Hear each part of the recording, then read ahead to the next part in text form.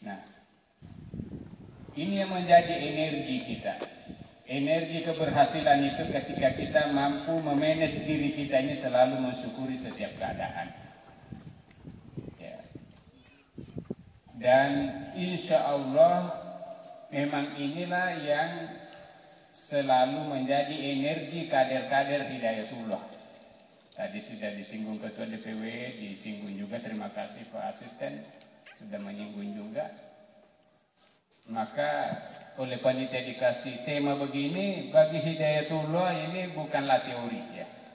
Bagi kami Islam sebagai rahmat berkhidmat untuk umat dan bangsa, bagi kami ini bukanlah teori, bukan retorika. Tidak tergantung pada sepintar apa saya ceramah di sini sebagai seorang kader Hidayatullah. Ya, tapi ini memang dilakoni oleh kader-kader Hidayatullah. Kalau disinggung tadi Pak Asisten bagaimana kami hadir di sini, bisa disaksikan seperti misalnya Ketua DPW Ustaz Sulaiman ini sudah puluhan tahun, lebih dari 10 tahun mutar-mutar di kawasan Pak Maluku ini. Kami lebih dahulu hadir di Papua daripada Maluku. Hampir semua kabupaten di Maluku, di Papua sekarang itu ada semua pesantren Hidayatullah dan besar-besar. Besar-besar. Ada kampusnya sampai 10 hektar. Ya, 5 hektar, 7 hektar. Kami sudah hadir, Hidayatullah sudah hadir di Papua itu sejak tahun 80-an. Lebih dahulu dari hadirnya Hidayatullah, bahkan di kampungnya pendiri Hidayatullah. Pendiri Hidayatullah ini didirikan di Balikpapan ya pada tahun 73. Tapi beliau ini adalah orang Bugis, orang Sinjai. Nah, saya yang alumni Unhas, mungkin sama Pak Asisten ya. Nah, saya alumni Unhas. Saya bukan santri tulen yang dari kecil nyantri di Hidayatullah. Saya baru bergabung Hidayatullah setelah saya sarjana. Dan saya mendirikan Hidayatullah di Makassar itu baru tahun 90. Lebih dahulu Hidayatullah di Papua tahun-tahun 80-an pertengahan, sekitar 86, 87 itu Hidayatullah sudah masuk di Papua. Nah, jadi kenapa? Karena semangatnya ini Islam sebagai rahmat. Kita ingin membawa Islam ini sebagai rahmat. Semua kita, apalagi para ustadz, semuanya itu pasti sudah sering menceramahkan. Wa ma arsalnaka ila rahmatan lil alamin.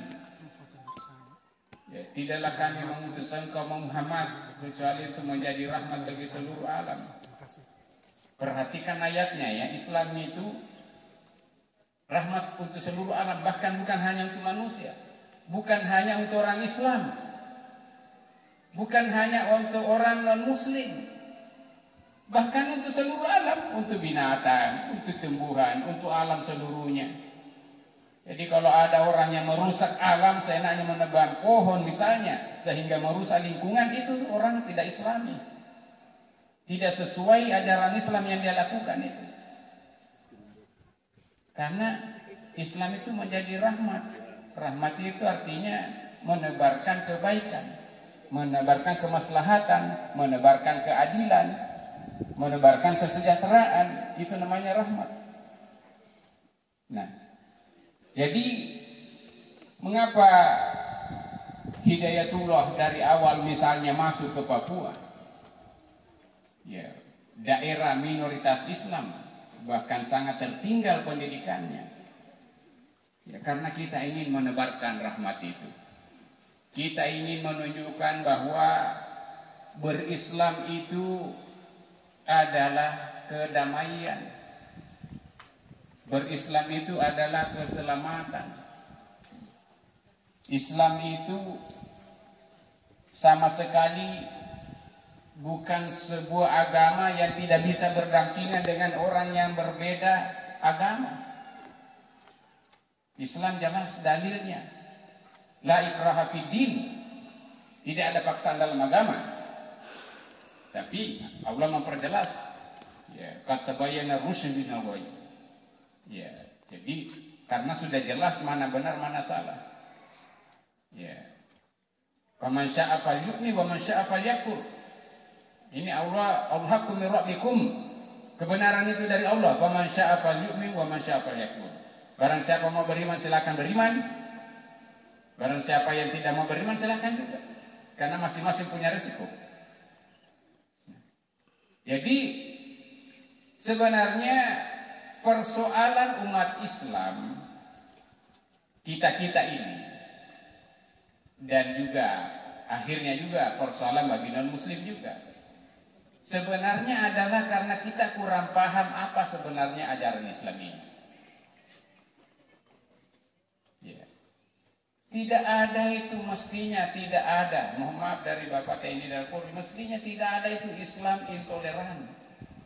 Tidak ada itu Islam radikal. Tidak ada itu Islam teroris. Itu semua adalah istilah-istilah yang dibikin oleh orang lain. Islam itu dari Al-Qur'annya sudah mengatakan Islam itu ya sangat toleran, la ikraha fid din, tidak ada paksaan dalam beragama. Kemudian Islam, ajaran Islam ini, umat Islam disebut ummatan wasatan, umat pertengahan. Umat yang dalam semua aspek kehidupan itu selalu memberi keseimbangan. Misalnya urusan dunia dan urusan akhirat. Nah, Islam misalnya dalam ayat Al-Qur'an dikatakan misalnya wabtaghi fima ataqallahu daral akhirah wala tansa nasibaka minad dunya. Carilah untuk kepentingan hidupmu di akhirat, tapi jangan kamu lupa nasibmu di dunia. Ini kalau kita bisa menghayati kalimat ini luar biasa Bapak ya, Bapak Ibu. Jadi carilah untuk kepentingan hidupmu di akhirat, tapi jangan kamu lupakan nasibmu di dunia. Inilah ajaran keseimbangan dalam Islam. Kenapa akhirat? Karena memang akhirat itu yang lama. Kita di dunia ini kan sudah hebat kalau umur 80 tahun dan sehat. Masya Allah, seperti orang tua kita, Yesus Kristus. Luar biasa, umur 81 dan relatif masih sehat. Bisa hadir di sini. Ya, ukurannya orang tua tuh sehatnya ya bisa hadir di sini sudah sehat itu. Jangan ngambil ukuran sehatnya yang muda-muda ya. Sudah sehat tuh, Masya Allah. Umur 80 tahun bisa sehat, manusia ini sudah luar biasa. Ini dunia. Sementara akhirat itu bukan 100 tahun, bukan 1000 tahun, bukan 1 miliar tahun, tapi kekal. Maka wajar kalau redaksi Al-Quran itu mengatakan, carilah untuk kebahagiaan hidupmu di akhirat. Tapi jangan kamu lupa bahwa kamu hidup di dunia. Karena tidak mungkin kita bisa mendapatkan amalan akhirat tanpa dunia. Atau apalagi kalau orang mengambil jalan ekstrim, ya karena akhirat ini cuma sebentar saja, tidak usah kita bisnis, tidak usah kita kerja keras cari makan, tidak usah kita beristri, apalagi kalau memilih jalan begitu. Ini namanya ekstrim. Maka Islam menyuruh keseimbangan. Memang prioritas akhirat. Jangan sampai kita ini prioritas hidup kita adalah dunia. Ya. Jadi kalau kita kajian kepada tauhid yang lebih jauh, ya tentu orang yang menjual diri dengan urusan dunia itu di dalam Al-Quran dikatakan manita khaza ilahahu hawahu, orang yang menjadikan hawa nafsunya sebagai Tuhannya. Bagaimana itu perwujudannya? Yaitu orang yang tunduk kepada hawa nafsunya dalam urusan di dunia ini. Walaupun misalnya sebagai pedagang, dia tahu bahwa curang, menipu, bohong itu dilarang dalam berdagang. Tapi karena dia tergoda oleh hawa nafsunya untuk cepat kaya, maka dia lakukan itu. Ini orang mempertuhankan hawa nafsunya. Ada politisi, mohon maaf, saya politisi. Saya 3 periode di Senayan sebagai anggota DPD, anggota MPR. Kalau orang Sulawesi Selatan tahu juga pernah saya calon gubernur, calon wakil gubernur. Nah, orang menjadi politisi yang karena saking tergirnya dengan jabatan itu, maka dia rela berbohong, dia rela menyogok, dia rela curang demi mendapatkan jabatan itu. Maka inilah orang yang mempertuhankan hawa nafsunya. Artinya pada dasarnya imannya itu cacat. Begitulah juga di dalam kehidupan yang lain. Nah, maka Al-Quran mengingatkan kita, carilah untuk kebahagiaan hidupmu di akhirat, tapi jangan kamu lupa nasibmu di dunia. Jangan lupa, jangan tidak beristri, tidak bersambung nanti manusia kalau tidak beristri. Jangan tidak cari makan. Pernah ada sahabat karena merasa betul-betul akhiratnya dia perhatikan, Rasulullah temukan setiap hari selalu sudah pulang orang semua dari masjid, masih tinggal dia terus berzikir, baca Quran. Sehingga kemudian Rasulullah tegur, saya perhatikan kamu berapa hari ini, kamu di masjid terus berzikir. Apakah kamu punya keluarga? Dia bilang, ya saya punya keluarga. Jadi siapa yang kasih makan kamu dan keluargamu? Kata beliau, ada saudara saya yang dagang, saya biarlah zikir saja demi akhirat. Maka kata Rasulullah, saudaramu yang cari nafkah itu lebih mulia daripada kamu yang habis-habisan berzikir. Tidak begini ajaran Islam. Nah, inilah ajaran keseimbangan dalam Islam. Nah, tapi orang beriman itu adalah orang yang memang orientasi hidupnya selalu memikirkan akhirat. Bahkan kata Rasulullah, orang cerdas adalah orang yang paling pintar mempersiapkan kematiannya. Jadi orang cerdas itu menurut Islam, kata Rasulullah, bukanlah orang yang akunya 150 atau 200. Bukan orang yang nilai rapornya 10 semua, AA semua, bukan. Yang disebut orang cerdas menurut Rasulullah adalah orang yang paling pintar mempersiapkan kematiannya, orang yang paling pintar mempersiapkan hari akhiratnya. Maka saya selalu cemburu, dimanapun saya selalu cemburu dan iri hati kepada orang-orang yang cerdas menggunakan hartanya, misalnya mewakafkan tanahnya untuk pesantren, mewakafkan tanahnya untuk masjid, atau ke jalan, atau untuk sekolah, atau uang. Saya selalu cemburu dengan orang seperti itu, karena itulah orang yang cerdas menurut Rasulullah. Orang yang cerdas mengelola hartanya, karena hanya harta yang diserahkan ke jalan Allah yang akan menjadi teman kita di akhirat. Harta-harta yang kita pakai, bikin rumah, mobil dan sebagainya, tergantung apakah itu digunakan untuk jalan Allah. Kita beli mobil mewah, kalau mobil mewah ini selalu digunakan untuk pergi dakwah, mengajak orang ke kebaikan, alhamdulillah. Berarti mobilnya berguna, mobilnya bagus. Kita bikin rumah besar, tapi rumah ini selalu ditempati pengajian, alhamdulillah berarti berguna untuk akhirat. Tapi kalau sekedar gagah-gagahan bikin rumah mewah, kamarnya 10 padahal penghuninya cuma 3 orang, bagaimana mempertanggungjawabkan kamarnya yang di akhirat nanti? Hati-hati ya. Jangan sampai kita ada bikin rumah besar-besar, kamarnya 7-10, penghuninya cuma 3. Kira-kira bagaimana Anda mempertanggungjawabkan di akhirat kamar-kamar itu yang kosong? Begitu juga dengan kemewahan-kemewahan lainnya. Jangankan akan menjadi sia-sia, bahkan akan berat pertanggungjawaban di akhirat. Tapi harta yang diserahkan di jalan Allah, tanah yang diwakafkan, uang yang digunakan bangun masjid, ya berbagai macam, uang untuk dakwah. Ya, saya di BISI tadi, andai bahwa masih ada suku terpencil yang animis di sini, saya ingin menantang Pak Bupati melalui Pak Asisten dan kita semua MUI Kemenak.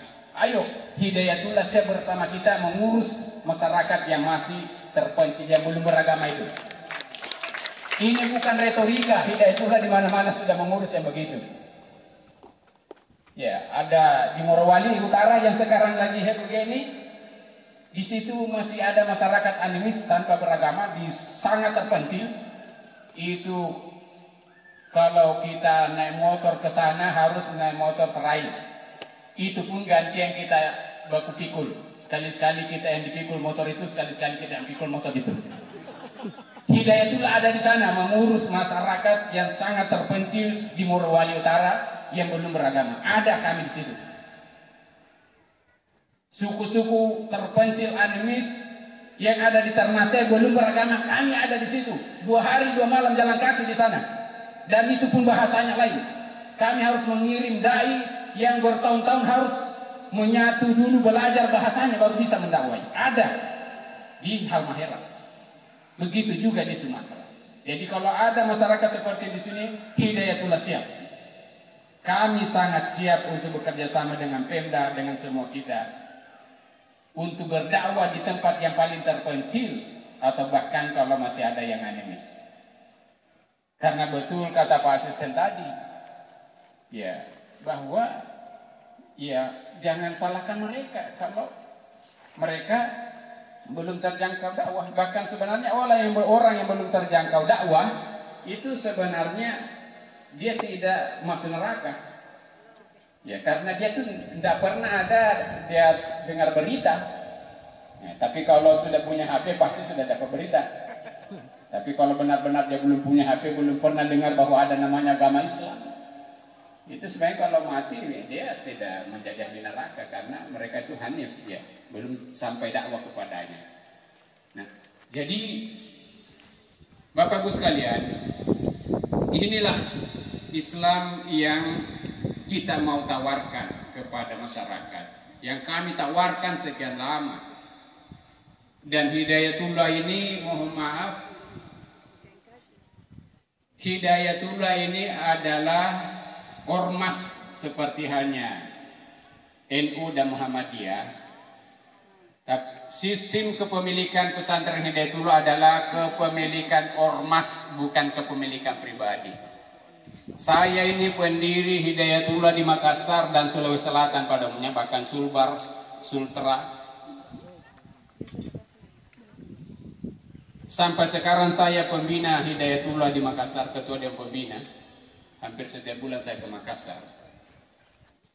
Tapi pesantren Hidayatullah Makassar sama sekali tidak untuk saya wariskan kepada anak keturunan saya. Karena itu adalah harta milik organisasi Hidayatullah. Berpuluh-puluh tahun Ustaz Sulaiman di Maluku ini merintis Hidayatullah di mana-mana. Di Dobo terakhir tadi dikatakan pesantren-pesantren itu sama sekali bukan akan diwariskan kepada putra-putrinya Ustaz Sulaiman. Semua pesantren ini adalah milik organisasi Hidayatullah. Karena kita ingin bahwa pesantren Hidayatullah ini bukanlah milik pribadi, bahkan juga bukan milik kelompok, tapi milik bersama umat Islam. Kami tidak akan pernah canggung bergaul secara intensif dengan kelompok Islam manapun. Dan sekali lagi ini bukan retorika. Kami sudah membuktikan itu. Ya, bagi kami, ya Muhammadiyah itu ya jelas kakak tertua. Pendiri Hidayatullah itu ketua Muhammadiyah, pemuda Muhammadiyah Sulawesi Selatan dulu. Nah, tapi juga bagi kami NU jelas ini adalah organisasi Islam yang sangat tua, yang punya ulama besar yang sangat berjasa dalam membangun bangsa ini. Maka adalah suatu kejahatan, suatu pengkhianatan keumatan kalau kita pernah melecehkan organisasi seperti ini. Begitu juga yang lain. Ada perbedaan tertentu, tapi perbedaan itu memang sudah ada koridornya dari ajaran Islam. Tidak ada apa-apanya perbedaan kita sekarang ini dibandingkan ulama di masa lalu. Kita semua misalnya ya, kita semua tuh sudah menjadi pemahaman umat bahwa ada 4 imam mazhab, imam besar mazhab dalam ajaran Islam Sunni. Ya, Imam Abu Hanifah, Imam Malik, Imam Syafi'i, Imam Ahmad bin Hanbal. Mereka ini sangat berbeda-beda fikih-fikihnya. Ya misalnya saja Imam Syafi'i mengatakan kunut subuh, Imam Hanbal ya dan yang lainnya tidak kunut subuh. Ini imam besar, ulama besar, sejak kecil mereka hafal Quran, ilmunya kayak apa? Sudah berbeda pendapat misalnya antara kunut subuh dan tidak kunut subuh. Kita tiba-tiba yang baru mendengar-dengar cerita saja, lihat-lihat ajaran Islam di YouTube, tiba-tiba yang kunut bukan teman saya, yang tidak kunut bukan teman saya. Kita merujuk kepada siapa ini? Kita merujuk kepada siapa dalam belajar Islam? Ataukah baca basmalah dikeraskan dan baca basmalah tidak dikeraskan? Tiba-tiba, itu bukan teman itu, tidak keras basmalahnya. Dari mana kita ini belajar agama? Padahal ini semua dilahirkan, perbedaan ini adalah ulama besar. Nah, maka kita berusaha bagaimana memahamkan umat ini, memahamkan kita semua, mensikapi. Kami Hidayatullah berjalan di antara itu. Imam mazhab ini tempat-tempatnya adalah ulama besar yang menjadi panutan kita. Sehingga bagi kami Hidayatullah, ya di Hidayatullah karena memang tadi rumpunnya pendirinya dari Muhammadiyah, Sabda Said. Ya, Hidayatullah tidak kunut subuh.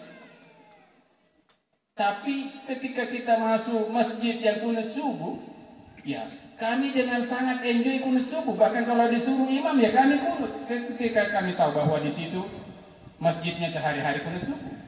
Itu ajaran Islam. Itu sudah dicontohkan bahkan ulama Indonesia yang sangat terkenal. Namanya Profesor Dr. Hamka. Kita semua tahu. Profesor Dr. Hamka itu orang Muhammadiyah. Suatu hari dia diundang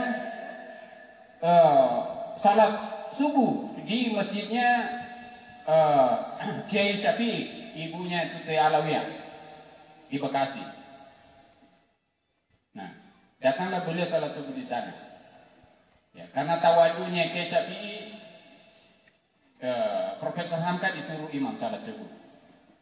Karena Hamka sudah tahu bahwa masjid di sini kunut subuh sehari-hari, maka Hamka yang Muhammadiyah memimpin salat dengan memakai kunut subuh.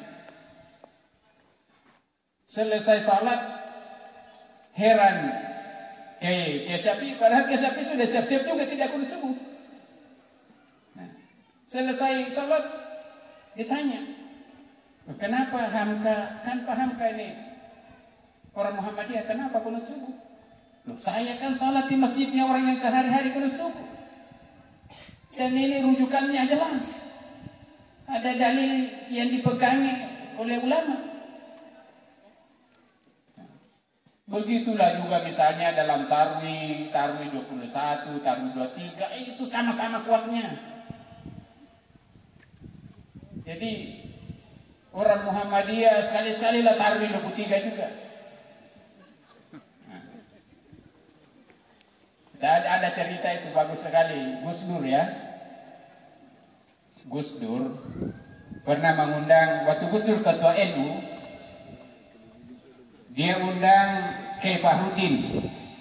Dia undang Kiai Fahrudin itu salat tarwih di masjidnya di Jombang. Nah, mau salat tarwih disuruh imam Kiai Fahrudin, ketua Muhammadiyah. Ditanya, Kiai Fahrudin bertanya kepada jamaah, ini kita mau tarwih 11 rakaat atau 23 rakaat? Ya karena orang NU semua dibilang 23 rakaat. Nah, standar salat tarwihnya orang Muhammadiyah kan bacaannya panjang-panjang dan ruku sujudnya agak lama-lama. Nah, begitu 8 rakaat Sudah sama lamanya dengan tarawih 23 rakaatnya orang itu. Ketika sudah 8 rakaat, akhirnya Kiai Fahrudin bertanya kepada jamaah, bagaimana kita mau lanjutkan tarawih 23 atau 11 saja? Dengan 11 saja sudah malam. Nah, jadi kata Gus Dur, inilah pertama kalinya ada orang Muhammadiyah yang memuhammadiakan orang NU. Sama kotnya dalilnya itu, Pak. Kita karena tidak paham saja itu. Jadi sebenarnya banyak persoalan umat ini. Satu, karena kita kurang paham masalah agama ini.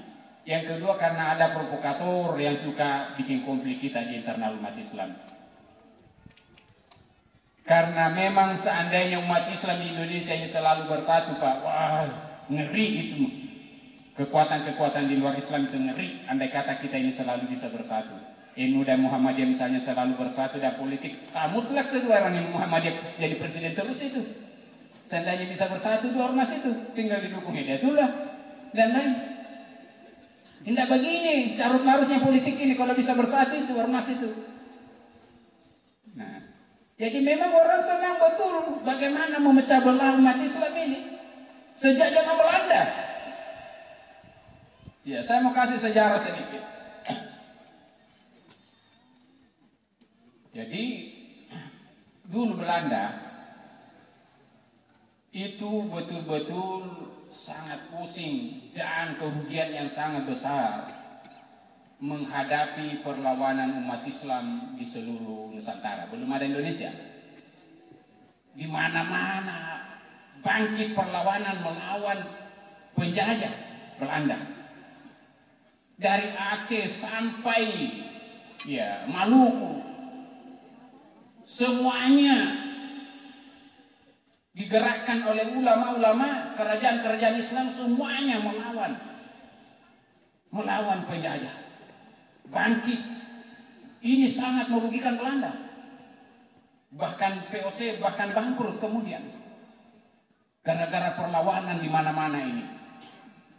Maka kemudian pemerintah Belanda mengajak seorang ilmuannya, ilmuwan politik, ilmuwan antropologi, ilmuwan sosiologi yang sangat kaliber ketika itu, alumni Leiden, namanya Snok Gronya. Alhamdulillah saya pernah mengunjungi rumahnya Snok Gronya di Leiden itu di Belanda. Nah, akhirnya ya beliau diminta oleh pemerintah Belanda, coba teliti kenapa ini pribumi khususnya umat Islam selalu melawan kita terus memberontak di mana-mana. Coba tolong pelajari. Akhirnya Senokor Gronya pura-pura masuk Islam dan pergi belajar tinggal selama berapa tahun di Makkah. Dia ganti nama menjadi Abdul Ghaffar. Dia masuk Islam tinggal bertahun-tahun di Makkah, mempelajari Islam itu di seluruh dunia, termasuk di seluruh Nusantara ini. Setelah itu dia pulang memberi nasihat kepada pemerintah kolonial Belanda bahwa kalau mau umat Islam jangan melawan kita, jangan larang umat Islam sholat, jangan larang mereka mendirikan masjid, jangan larang mereka berpuasa, tapi jangan biarkan mereka berpikir tentang politik. Jangan biarkan mereka membangun persaudaraan yang kuat. Usahakan pecah belah di antara kekuatan-kekuatan Islam yang ada. Maka lahirlah namanya politik divide et impera, politik pecah belah, politik belah bambu. Bambu itu baru bisa dibelah kalau satu diinjak, sebelah diinjak, sebelahnya ditarik. Maka inilah yang kemudian dilakukan Belanda. Ya, disayangi ulama-ulama tertentu. Kemudian yang lain dianggap radikal disikat. Sampai sekarang kayaknya masih ada begitu juga ya. Ada yang disebut, oh ini yang betul-betul ulama pewaris Nabi. Kemudian ada yang disebut radikul. Mohon maaf Pak Polisi ya. Saya 3 periode menjadi anggota MPR. Saya sangat paham urusan begini. Ya. Nah. Jadi inilah sampai kita lemah. Maka sekali lagi, ya tidak perlu terlalu panjang saya bercerita. Sekali lagi menyambut apa yang disampaikan Bapak Bupati melalui Pak Asisten. Mari kita hidayatullah ingin bersama kita ya sepenuhnya untuk bersama-sama kita membangun pendidikan Islam di sini, membangun dakwah sampai ke tempat terpencil. Kalau perlu sebenarnya masjid yang dibangun ini tidak usah orang hidayatullah ketua pembangunan masjidnya itu. Seandainya mau Pak Asisten saja yang ketua pembangunan masjid ya, hidayatullah tinggal terima jadi saja. Iya. Itu bukan untuk hidayatullah, sebenarnya untuk umat. Ya. Kami sudah tunjukkan itu di daerah yang paling plural di Papua sana. Jangankan di sini mayoritas Muslim saya dengar tadi. Di Papua kan minoritas semua, semuanya eksis hidayatullah di sana. Satu-satunya pesantren hidayatullah yang kemudian tidak bisa eksis di sana itu hanya di Wamena. Wamena hidayatullah itu tahun 80 sudah ada di Wamena. Tapi waktu kerusuhan, waktu Gus Dur presiden, waktu ada penaikan bendera Kejora, dan Gus Dur bilang kasihnya saja bendera Kejora yang penting kecil-kecil. Itu kan Gus Dur kan orangnya suka melawak begitu kan.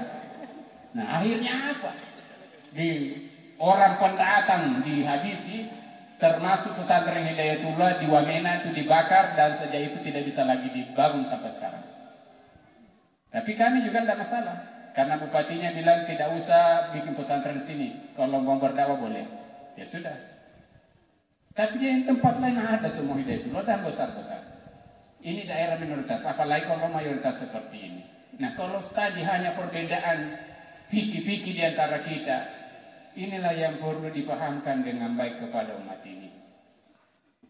Ya, perbedaan itu sudah ulama paling besar.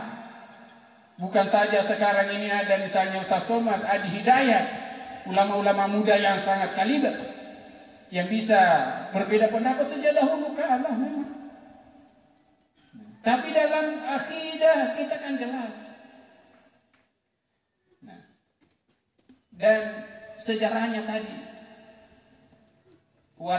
perbedaan ini adalah warisan yang dibikin oleh pemerintah kolonial Belanda, politik bola bambu. Ya. Jadi Bapak Asisten, ya Ketua MUI, Kemenak, Bapak Ibu semua sekalian, ya, saya kira inilah yang saya ingin tegaskan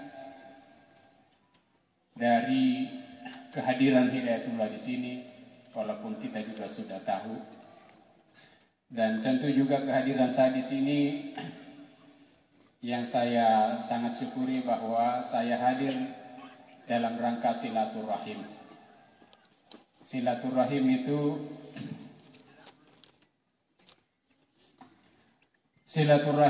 adalah salah satu ajaran Islam yang sangat fundamental, baik untuk urusan akhirat maupun urusan dunia.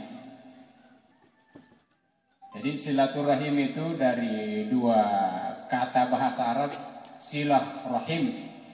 Silah artinya menghubungkan, rahim itu rahim ibu ya. Jadi istilah yang benar itu silaturahim, bukan silaturahmi.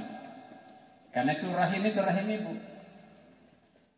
Jadi silaturahim itu secara bahasa dan dalam pengertiannya secara sederhana, yaitu mengharmoniskan orang-orang yang punya hubungan rahim.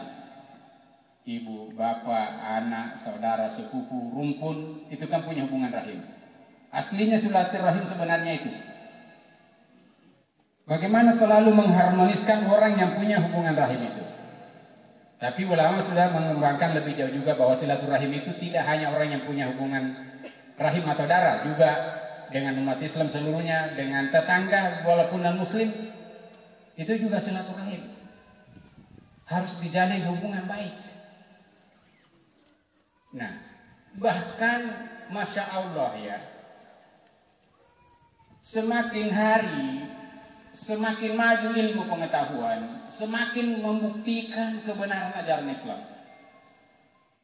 Saya mau kasih contoh dalam hal silaturahim ini. Misalnya Rasulullah mengatakan begini, man ahabba ayyubsata lahu fi rizqihi wa yusalahu fi atharhi falyasil rahimah.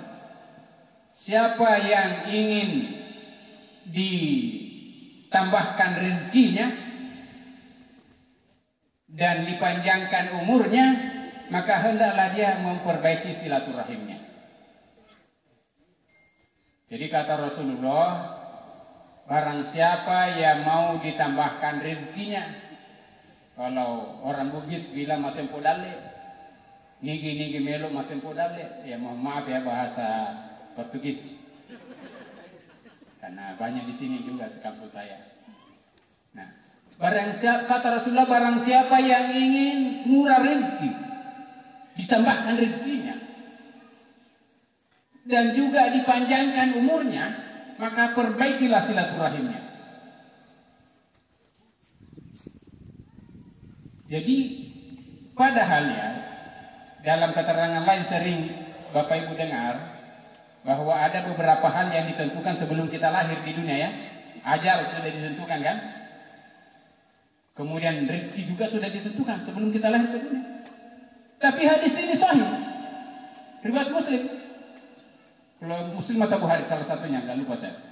Nah, kata Imam Ibnu Taimiyah, seorang ulama besar, karena hadis ini sahih, maka apa salahnya Allah merubah takdirnya?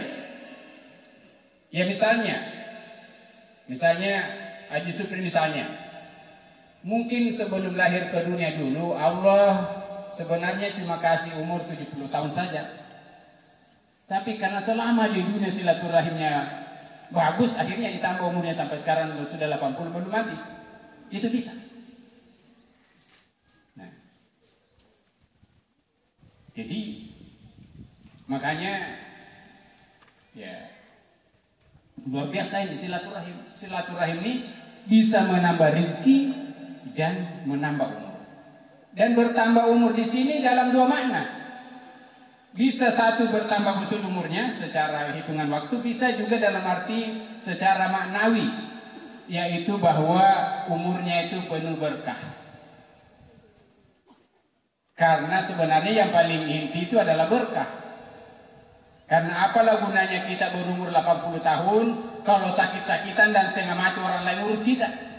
Nggak usah panjang umur kalau begitu, nauzubillah. Kita mau panjang umur itu sehat, masih bisa ada penghasilan, tidak kesehatan kita tidak urus anak kita, tidak diurus orang lain. Itu namanya umur yang berkah. Biar umur kita cuma 40 tahun, kalau berkah ya mohon maaf ya, secara subjektif apa boleh buat. Ya. Kahar Muzakkar itu umurnya cuma 44 tahun. Tapi insya Allah kalau orang di Sulawesi Selatan ya walaupun ada pro kontra bisa merasakan apa hasil perjuangan Muzakkar. Bahkan Indonesia andaikan kita paham sebenarnya. Tapi tidak ada waktu bercerita itu. Banyak sekali ulama itu umurnya pendek-pendek saja. Tapi melahirkan karya sangat besar. Itu buku yang dibaca miliaran orang sejak dahulu kala sampai sekarang ada di mana-mana, Kitab Riyadhus Shalihin. Imam Nawawi itu umurnya 34 tahun saja beliau. Imam Al-Ghazali melahirkan buku yang sampai jangankan nulisnya kayak apa repotnya. Kita membaca seluruh buku Al-Ghazali saja repotnya bukan main. Berapa ratus judul, berapa puluh ribu tebalnya. Umurnya Al-Ghazali cuma 54 tahun. Imam Syafi'i, imam besar juga 54 tahun saja. Tapi ini adalah umur yang penuh berkah. Banyak manfaatnya. Khairun nas anfa'uhum linnas. Sebaik-baik manusia adalah orang yang paling banyak manfaatnya kepada orang lain. Nah, jadi ini akan diberikan kepada orang yang silaturahimnya bagus. Jadi ditambahkan rezekinya, ditambahkan umurnya. Nah, bagaimana itu silaturahim? Silaturahim itu intinya adalah bagaimana kita harmonis dengan semua orang, bagaimana kita menyenangkan semua orang. Jadi bagaimana itu bentuk silaturahim kita kepada orang tua kita, ya kasih senang orang tua kita, apa yang dia senangi, kasih uang dia, ya pokoknya yang dia senang-senang, itulah bentuk silaturahim kita kepada orang tua kita. Begitu juga dengan misalnya saudara kita, dengan tetangga kita.